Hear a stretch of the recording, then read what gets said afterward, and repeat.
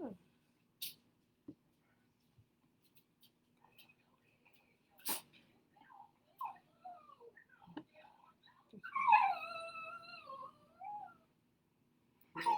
pink.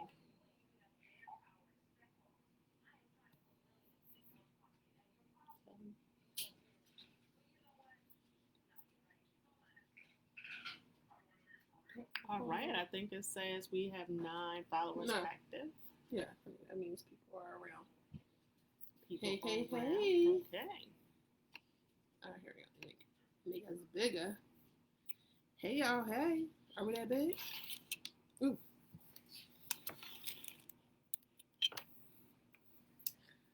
Whew, we here. Happy Thursday, honey. Happy Thursday. It has been a very It has been a day. Past week. Yes. The week has gone very fast. The puppy is going to make her appearance a couple of times. So, super excited to be here with all of you. And we're going to give maybe a couple of minutes and see if we can get some other folks to join. But I think regardless, we are excited about our topic tonight. Yes, we are. And we get to record it, and then people can always watch it later as well. So that's exciting. We're live.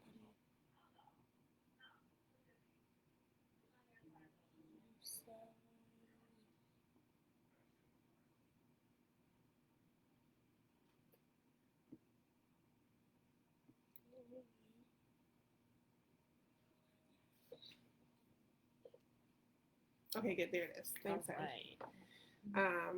yeah, so we are super excited to be here. Hey, everyone. Thanks for joining. Yes, it's been a day. I think this fuels. I know it fuels my passion. I feel like I can speak for both of us, but even after a long day of being at work and being the dog mom and a real mom, that I'm super excited to get started and talk a little bit about our subject tonight. So, what's our subject, Lee? So we're going to talk about challenges that parents may go through if they have some of their own stuff. We're calling it if their child has come out to them being gay or their child has been gay for a while, just kind of processing that and, some best ways of how to support your child and love your child.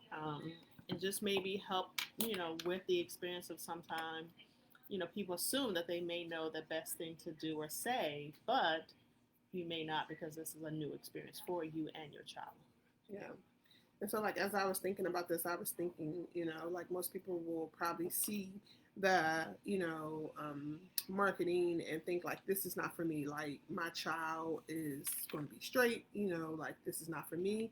And I feel like it's useful for teachers. It's useful for aunts, uncles, grandparents. So I think that the information is definitely valid. And so I hope that people can connect with it and be open-minded enough to know that you may think that it's not for you, but it can be useful to save a young person's life one day. Absolutely. And so it's for everybody. So we're excited. Yes. We don't have a lot of folks watching, but that's fine too. I don't remember how to invite folks, but I think we should just record and talk, and people jump in. If not, and people can look at it later. And regardless, we know that God is using us in an amazing way, and we want to do that. You want to check it? Okay, we got the fur baby here. Fur baby's here too. Okay, boom. So, did you want to start by talking about our own stories? Yeah. So, let's talk about how we both came out to our parents. And for me, it was different coming out to my mom versus my dad. So I think for me, having the conversation with my mom, I was actually about 24 or 25 that I moved out of my home with my mom at 19 because I wasn't ready to have the conversation and tell her. And I just want to point out to a lot of people I've talked to over the years, they, may say things like, well, why didn't my child tell me? Or, I'm very open and, my child know that I will love them regardless. In a conversation I had with someone recently, actually my brother-in-law, is that sometimes when you're growing up and you hear the conversations that your family, your parents have around you about gay people. So they may have just heard the conversation in passing, or just maybe somebody had a gay coworker, or somebody, had a friend who was gay, and that response to that determines how a person will feel if they're gay, and for them to have the conversation. So for me, growing up, the conversation I heard about gay people just wasn't very pleasant. So I wasn't very excited to tell my mother. So when I first heard my mother, she immediately said, "It's a phase," and that this is something that I'll grow out of, that I've always been tomboyish, and that things will be a change. Things will change. So that was kind of her Mhm. take on it when I first When you came were out to older. her. And I was 24 years old. Right. I was 24 years old. I had actually been dating women for 6 years at that point in my life. And I did have, I did have a boyfriend in high school, and I had one briefly after high school. Mm-hmm. But up until, so when I told her at 24, she thought it was a phase. And then even at 30, she thought it was a phase.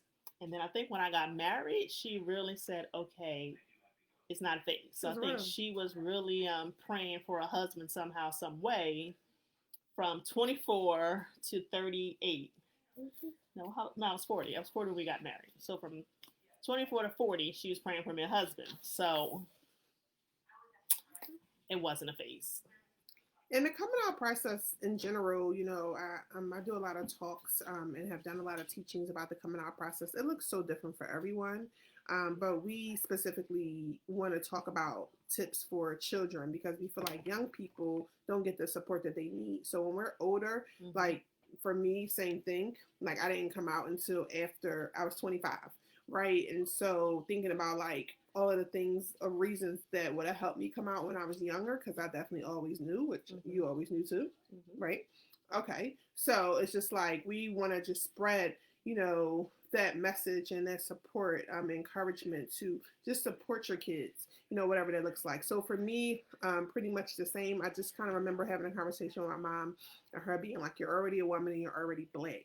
Like, so why do you want to add like gay as another reason why someone can discriminate against you, as well Mm-hmm. as like being Yeah. raised in a religious household, like you just are going to hell, like, Mm-hmm. Yeah. so not understanding that. And so the process took about almost 2 years for my mom to like fully come full circle. And now she's, of course, my biggest ally and just such an amazing support and probably loves my wife some days more than she loves me.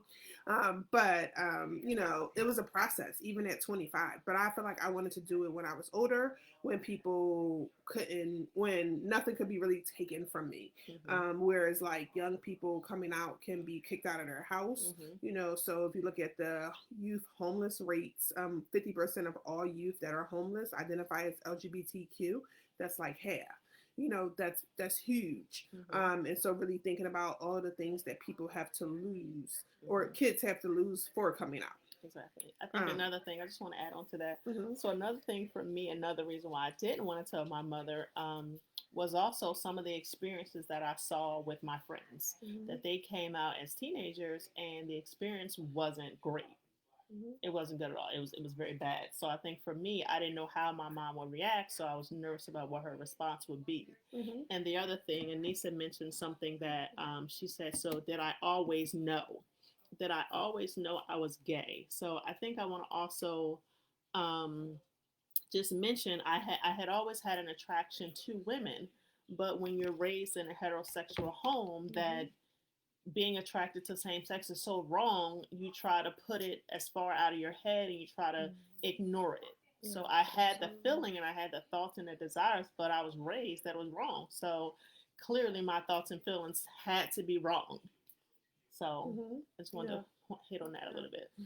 So I want to start this conversation off when talking about children, and I think we're primarily talking about children that were, teenage years. Mm-hmm. Primarily, kids start to really kind of like think about and come to what their sexual orientation may be. Mm-hmm. Possibly between the ages of like 12 and 18 ish. Yeah. But there's a double standard, and the first thing I want to talk about is that double standard, because I posed this question before, Mm-hmm. about being parents, like being okay if your child is gay, and the response that I've gotten time and time again is it's okay if my daughter is gay, but it's not okay if my son Yes. is gay. Mm-hmm. So I don't like, where are the people that are watching? Like, who's watching? Like, talk to me. So I know just personally, and then you can weigh in on it. I just want us to kill the double standard. You know, the Mm-hmm. double standard that it's okay and sexy or cute for a woman to be a lesbian, but for a man to be gay, that is ill and it's nasty. Mm-hmm. Because men really receive a lot of that kind of Backlash. exclusion Yeah. and being marginalized even more in terms of the support. Mm-hmm. And I think it's because, here's the kicker, is that people believe that being a man and being gay equals a lack of masculinity, and that's not true. Mm-hmm. There's this myth and this stereotype that all gay men are feminine, and it's not true. There are gay men that are masculine. So Yes. the nail on the head is that being gay doesn't equate to a lack of masculinity.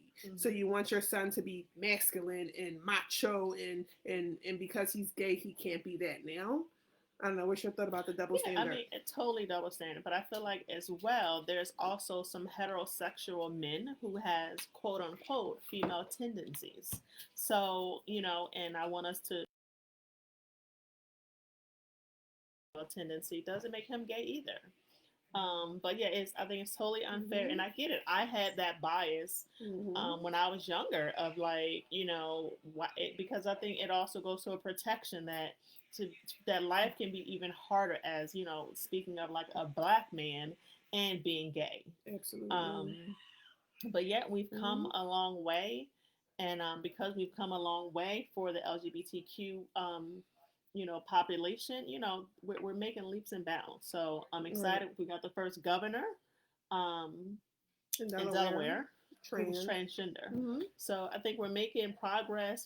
Jobs and careers are optional, are becoming more and more available. So it's kind of like not totally being afraid of what a person's going to miss Mm-hmm. just because they're gay.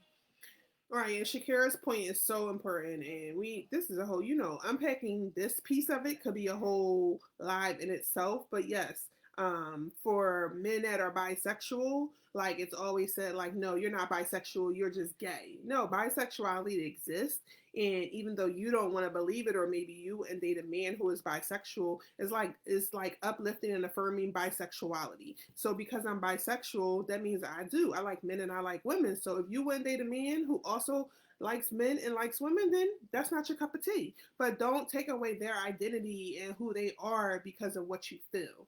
So yes, bisexuality, ooh, that's a whole thing. But we do want to make sure that we touch on these points because we don't want to make it too long. We know you lose people after it's too long.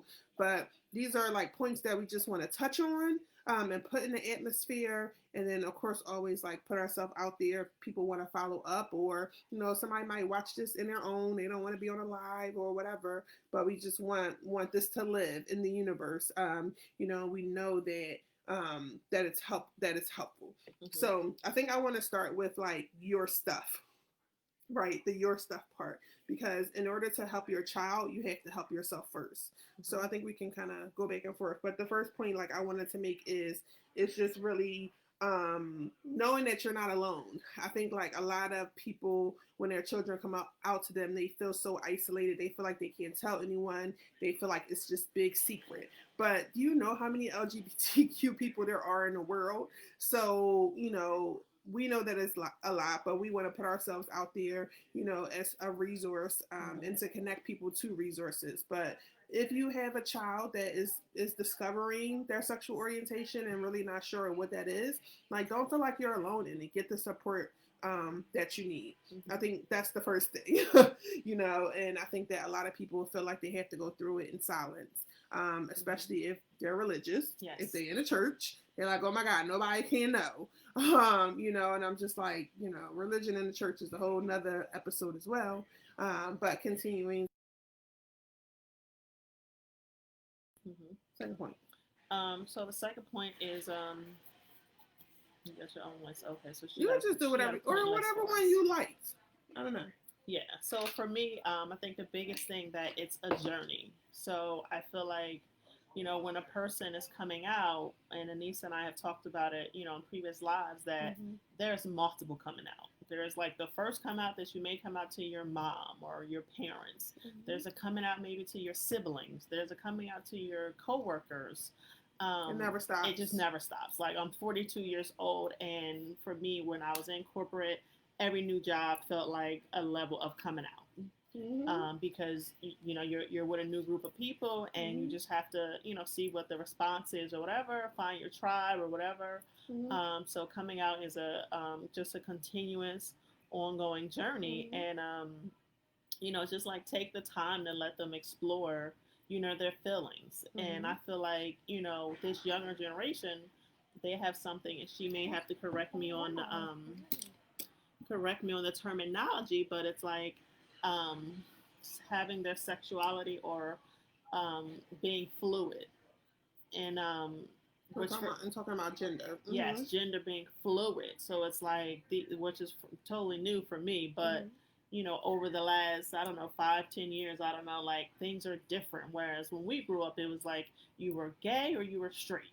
Mm-hmm. Now it's like gay, bi, pansexual, like a lot of different options, I'll say. Mm-hmm. So let them explore their feelings. Support them through the process, because it's going to be a journey. Yes, I think also remembering like your child being LGBT does not change who they are. I think a lot of times there's this premonition that like even if your sister comes out to you as gay, right? That now it's like, oh my God, everything is about them being gay. So it doesn't change who they are. It just tells you who they love, who they choose to love. And like when people, I don't know why this keeps on going off. When people hang around us, they be like, "Oh my God, y'all just like a normal couple." I'm like, We're humans. We're normal people. yeah, we're normal people. Like we just happen to be two women, but like we go all through all the same stuff that straight folks go through, right? And so just taking that sexual orientation or that gender identity out and just like remembering the person that you love. And like just because a person says like I'm bisexual or I'm a lesbian doesn't mean it changes who they are. Mm-hmm. And then not making like everything about that. Like now you want to talk about every gay actor on TV, every just don't overdo it with the support, but Mm-hmm. please make it organic, Mm-hmm. and don't force yourself. Mm-hmm. I think that maybe I'm taking like 8 points and putting them together, but like your feelings are valid. Like it's okay to not be okay with it, Mm-hmm. right? But the first thing is that you have to lead with love. Because the suicide, I mean, that's a whole nother thing, but the suicide rate for LGBT teens is, just at an all time high. Just in teenagers and young adults alone, I saw a stat that the um, suicide rates have like tripled over the last 20 to 30 years. Mm-hmm. And a big portion of those are people who are LGBTQ. So it's one of those things we're saying, like, okay, Mm-hmm. yes, you don't agree, you don't fully understand on day one. But if anything else, try to lead with love of, I want my son or daughter to continue to live through this, that I don't want to, push hate on them, or I don't want to push them against what they're feeling, and then they feel trapped, and then they don't want to live because that's who they feel that they are. So if nothing else, give them, Mm-hmm. time, and you Mm-hmm. take time, but let them know that you need some time to process it, that you love them, Mm-hmm. if nothing else, that you love them, and that it's going to take time, Mm-hmm. but you're willing to walk the journey with them. Just give them love, because you don't know first how long it took them to even get the courage to tell you. Mm-hmm. So they finally got the courage, and you flip out or go off, and it's like, oh my God, I don't want to live anymore. Like these things are real, and these things happen. So just asking yourself that question, like, do I want my child? Is it okay to have a gay child or not have a child at all? Mm-hmm. And I know that like seems so like blunt, but I really want people to ask the question. And the thing we have to realize, like when I teach, I start from the beginning. Like, so the doctor announces you by your genetics that you are born male or female, right? Or intersex. But that doesn't equate, like, you having a male born child doesn't mean that he is going to be masculine, that he's going to date women, that he's going to dress the way you want and be the way you want. And it's going to be this calculated process. And what I just try to remind people is not to put so much emphasis on gender, and I know that families who don't do this, like, get the side eye all the time, like people that let their kids be fluid. So they had little boys and they want to wear dresses, like they could wear a dress. And I could hear like people for conversations I've had, they're like, my son not wearing no dress. And I'm like, that's fine too. But like being able to give your child the autonomy to be who they truly are, right? And not what society wants them to be, but it's not calculated. So I just need parents to understand that when you have kids, like you never know how it's going to end up. I'm sure my mom could never have guessed that I would marry a woman, right?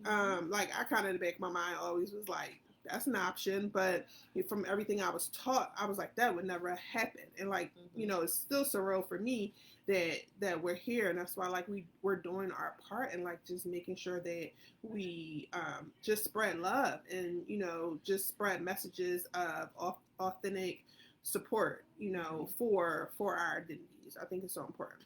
Yep, Sorry, that was a lot. No, that's fine. No, you think that. Okay. And I guess just another tip of just trying to listen with intention.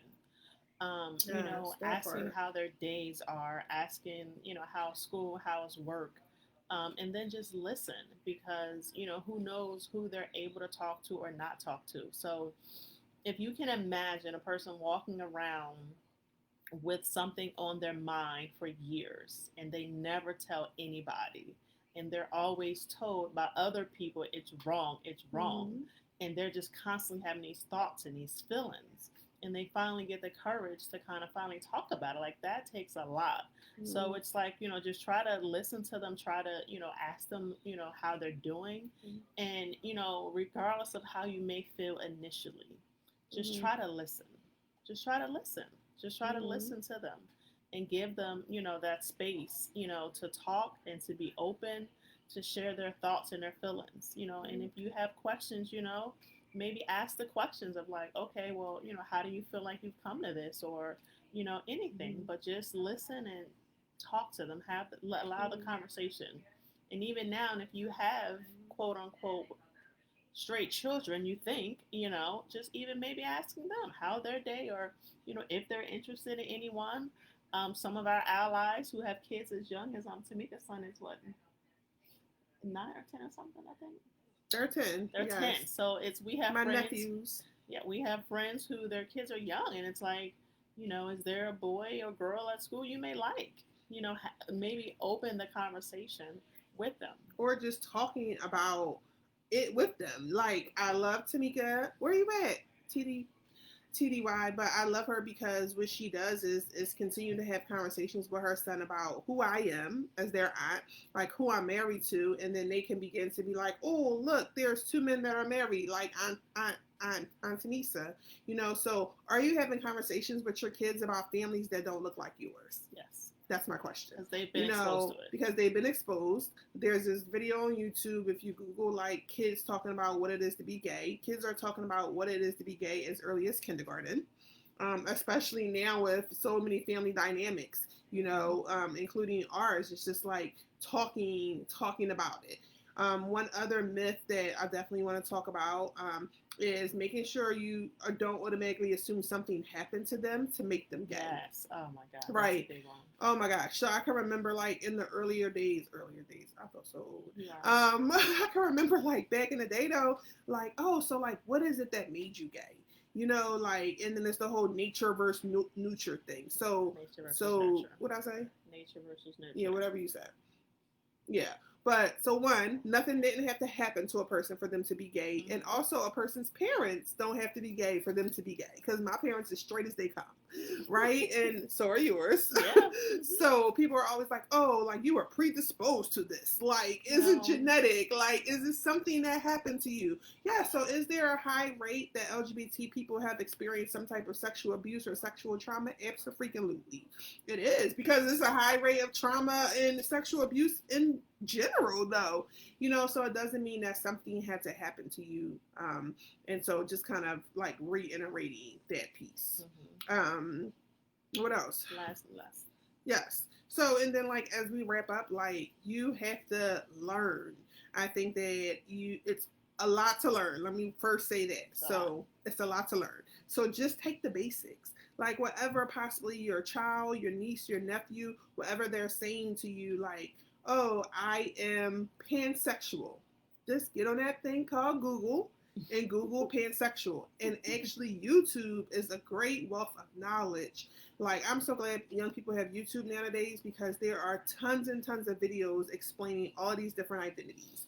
And how great is it that you can go to YouTube and just like type in pansexuality and you'll get a young person to explain to you what it is. So, really using the resources and tools you have to understand the identities that the people you love identify as. So, what are they saying? I think that is something to really think about. Yeah, I agree. No, I think you covered that one pretty good, pretty good. And we just want to, I guess, discuss some resources that are available. Something called P Flag, which they have local meetings as well. With the pandemic, no one's really meeting in person, but they have resources online. So that's P as in Paul flag.com, where there's different support for parents who have gay children or LGBTQ children. Sorry. Mm-hmm. Yeah, absolutely. For schools, there's GLSEN, which is GLSEN. But if you just type in LGBTQ support for whatever age, there's something for everyone. I really love um, working with elementary teachers because I feel like so much is happening at the elementary teacher level with gender roles. That's where it kind of starts at, like what boys can do and what girls can do. I really love working with teachers at all levels. But there's support out there. So much resource, so many books, like buying your straight child a book with LGBT characters. Like how amazing is that? Like having conversations about, like some people have two mommies and some people have two daddies, and maybe that's not even your thing, and it's something that we all should be doing. Being black and being queer, for me, like I see us doing so much in terms of racism and everything we're trying to do, but I also pray and hope that, for the LGBTQ community, like we can continue to do that, because sometimes we're pulled between like being black enough and then like not being too gay. Yeah. And like in a black community, like can't be too gay over here, and the gay community can't be too black over here. So those intersections of those identities are real. And so I just want to see people kind of uplift LGBTQ identities and have no fear that even if you give your child a book that has an LGBT character, you're not saying, here, be gay. I think this is a fear. Like, I'm going to introduce them to something. And that's the fear of teaching about this in school. Parents think that if you introduce LGBTQ to fifth graders, they're going to, now everyone in the class is going to want to be gay. No, doesn't happen like that. Like, it's in here, y'all. It's a way you feel about people who are the same gender. It's not something that you can make somebody. And I think that's just kind of like one of the things. So we're gonna get that in 30 minutes. Yeah. So we got last point. Yeah, we got 2 minutes left. So I just wanted to just add to that, like also educating your child allows your child to potentially be one less bully at school. That there's a kid who is LGBTQ, and because your kid doesn't know anything about it, or conversations they've heard mom or dad have, that now they're going to school and they're bullying a kid who has, come out or expressed that they're part of LGBTQ community. So if nothing else, educate them, have a conversation so that they will walk in love. I mean, if nothing else, we've seen over these last few years with our past president is, the world not walking in love and support. He's gone. Now walking in love and support. So we're a new day, a new president, a new year. Let's aim to walk more in love and more in support, even in our differences. So you don't have to agree, but you can encourage your child not to be a bully, to other LGBTQ people. Yeah, because these kids are taking their lives at still very high rates, even in 2021. Yeah. So spread the love, spread the respect, get educated, reach out if you need us. We're excited. We are committed. We told y'all to once a month. And so Here's our January edition. January. It might not always be on the same Thursday, but we here. We're gonna talk about everything from identities to marriage. So we got to work on our next topic. But we're entering Aquarius season. It's Aquarius season in March today, honey. It's the first day of Aquarius season. How you feel about that? It's Aquarius season. Yeah. She hype. I don't Anyhow, subscribe she like don't, that. She don't But subscribe, but send us some DMs if you have some questions or yes. there's some topics that Mhm. you want to learn about or you have questions. You know, Yes. this is about you all to learn, for us to educate and support you any way we can. We're willing to be as transparent about our lives and as much as Mhm. possible to share and support Mhm. and just share love. Yeah, and we're here. So share our video. We know we didn't have that many people watching, but shout out to the people who stayed through. Shout out to Shakira. I love you. Shout out to my cousin Deneen. Thank you for being here. Shout out to Aaron, who was on Instagram. We appreciate people who support us, but you always can share this video after the fact, and we will be sure that it gets up on YouTube, where it'll live, and you can share the video. So guess what? Somebody will need this one day, and someone's life will be saved because of this. So God bless you all. Peace, love, and be safe out there. Be safe. Peace.